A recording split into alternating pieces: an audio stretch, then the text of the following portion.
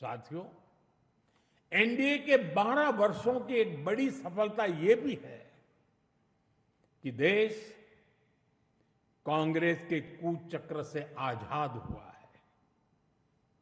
कांग्रेस ने देश को लाचारगी, बेचारगी और हीन भावना के गर्त में गिरा दिया था।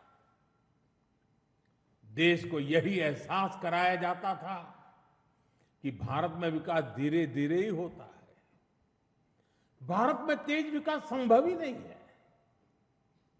और बड़ी ही चतुराई से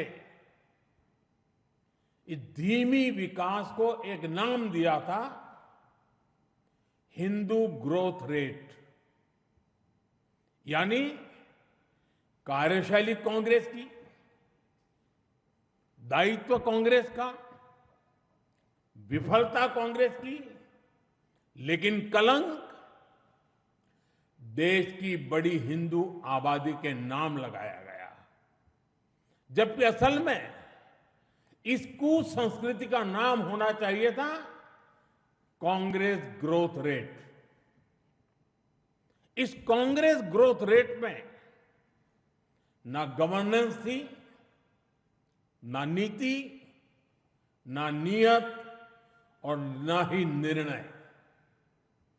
साथियों, आज पहली बार अटल जी के नेतृत्व में एनडीए सरकार आई, तब जाकर हमें एक झलक दिखी कि विकास में गति कैसे आती है। लेकिन दुर्भाग्य से 2004 में देश फिर से अस्थिरता के बवंडर में और कांग्रेस के शिकंजे में फंस गया। विकास तो दूर की बात है, देश को कांग्रेस ने एक के बाद एक हजारों करोड़ रुपए के घोटालों में घसीट दिया। साथियों,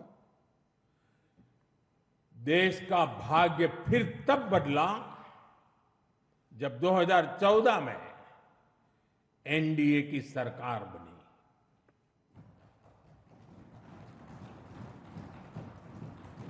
देश ने देखा कि जब नियत, नीति और निर्णय तीनों एक साथ काम करते हैं तो विकास की गति कैसी होती है। देश ने देखा कि जो काम दशकों में होते थे वो काम महीनों में होने लगे।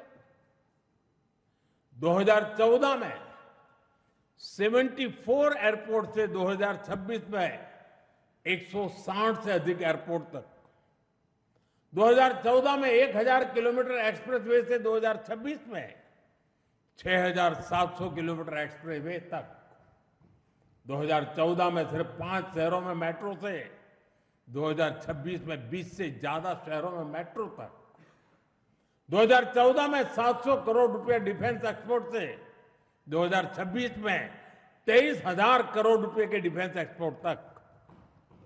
देश ने बहुत लंबी यात्रा तय की है।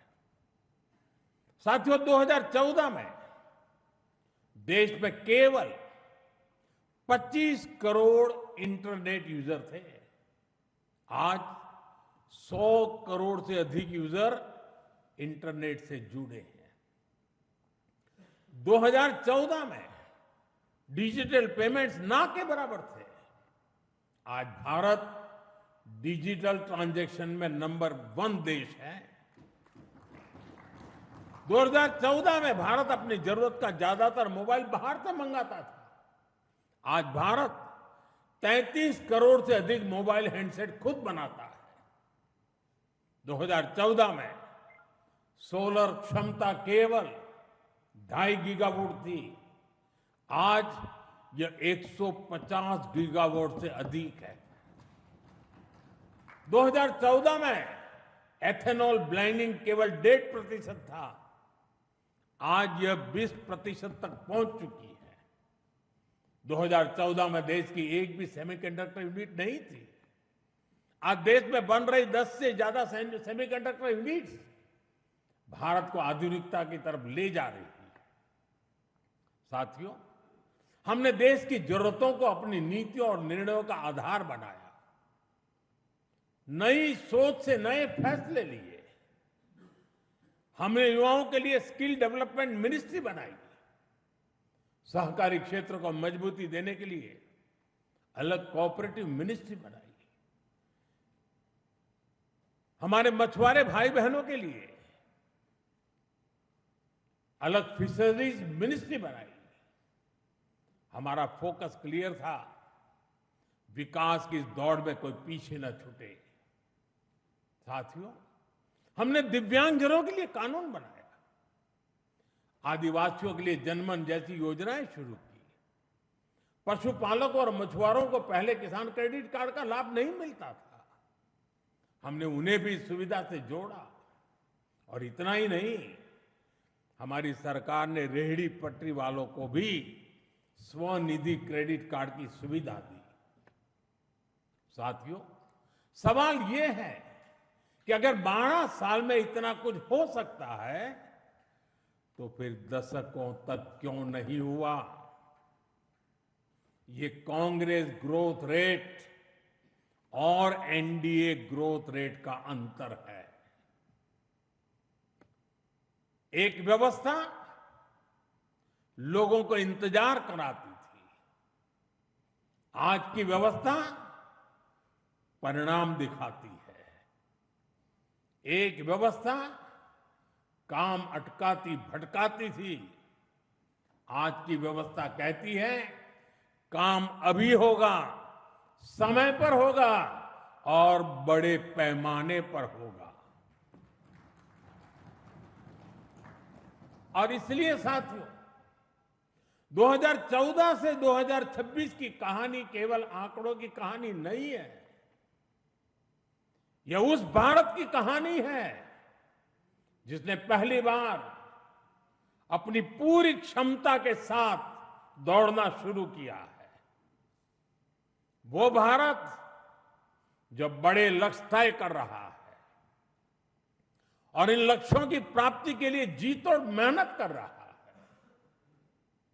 साथियों, एनडीए के 12 वर्षों की उपलब्धियों की एक और विशेषता है।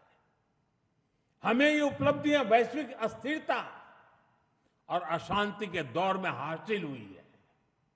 एक स्थिर सरकार होने का लाभ क्या होता है, ये बार बार इस दौर ने साबित किया है। कोरोना के समय को हम कभी नहीं भूल सकते, जब हर तरफ हाहाकार मचा था, लेकिन भारत उस हालात को मुकाबला करते हुए भी सफलता से आगे बढ़ा। साथियों, दुनिया के बड़े बड़े देशों की अर्थव्यवस्थाएं संघर्ष कर रही है, तब भी 2025-26 में भारत ने 7.7% की ग्रोथ रेट हासिल की है। और पिछला क्वार्टर तो जो 31 मार्च को खत्म हुआ, उसमें भी भारत की ग्रोथ 7.8% रही है। ये सफलता इतनी आसान नहीं है दोस्तों। हम फ्रेजाइल 5 के कटघरे से बाहर निकलकर आज दुनिया की तेज गति से आगे बढ़ने वाली अर्थव्यवस्था बन चुके हैं।